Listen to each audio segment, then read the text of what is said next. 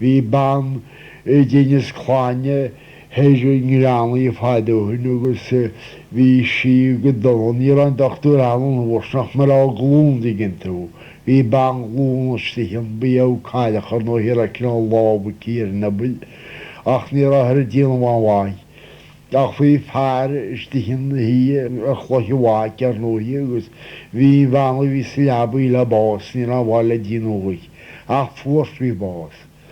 Agus simples mí ní dhéana a beidir sé seachtaí an fear a bhí na hí a chloiháid hí seamálaí bhí chuin i dhéanach beíoch, bhí beíoch le díoige. Gus go dtí a chuas lá seáid a bhhair go chiúla fearsáide gus chráis a láblas. Bhil dhéanaí bú dúirt fear gealaí sa tú chrá lábhalam. Bhil leathím se dúirt fear bhálaí bhíáin. Bhí tú de hí sa glúd hí sin gealaí ní fóil bhean bás. Mis sin fear síalta bhí déana bhir sin na go chunísin. Gus sa má bhás go tú bhíle chuníis dúirt fear bhálaí bhíáin, Caití trasní chosna marráí sin bhí bhain sin bu a hinna dúrtra a chugad clúa sí lúfaí. Hinnin sem méidirhí, sin scéal a fíe.